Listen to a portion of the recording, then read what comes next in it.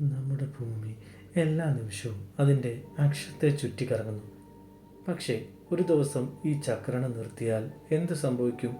ആ അത്ഭുതകരമായ ശാസ്ത്രീയ ലോകത്തേക്ക് നമുക്കൊന്ന് എത്തി നോക്കിയാലോ? ഭൂമിയുടെ ഒരു വശം എല്ലായ്പ്പോഴും സൂര്യനെ നേരിട്ട് കാണുന്നതിനാൽ അവിടുത്തെ ഉഷ്ണതാപനില ദഹിപ്പിക്കുന്നത് പോലെയായിരിക്കും.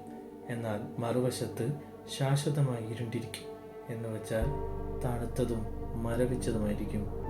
ഭൂമിയിൽ ശക്തമായ കാറ്റുകളുണ്ടാകും. ഏകദേശം 1700 കിലോമീറ്റർ വേഗതയിൽ വീശുന്ന ഈ കാറ്റുകൾ മണ്ണിനെയും മനുഷ്യനെയും തകർക്കും. ഭൂമിയുടെ ആകൃതി വരെ ഇത് മാറ്റിയേക്കും. സമുദ്രങ്ങൾ ധ്രുവങ്ങളിലേക്ക് ഒഴുകും. ഭൂമിയിലെ ഭൂപടം തന്നെ നശിച്ചു പോകും. ഭൂമിയുടെ അന്തർഭാഗത്തൊളിഞ്ഞിരിക്കുന്ന ഊർജം അപ്രതീക്ഷിതമായി തന്നെ പുറത്തു വരും. ഭൂചലനങ്ങളും അഗ്നിപർവ്വത സ്ഫോടനങ്ങളും വർദ്ധിക്കും.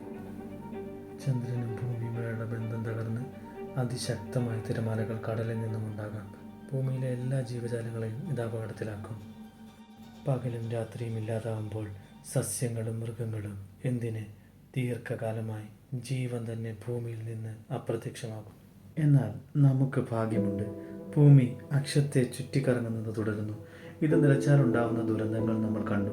ശാസ്ത്രം നമ്മെ പഠിപ്പിക്കുന്നത് ഈ ഭൗമചക്രണം നമ്മുടെ ജീവിതത്തിന് എത്രത്തോളം നിർണായകമാണെന്നതിനെ കുറിച്ചാണ്.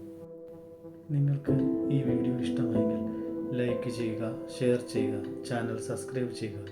ശാസ്ത്രം മനസ്സിലാക്കാൻ ഞങ്ങളുടെ യാത്ര തുടരുന്നു.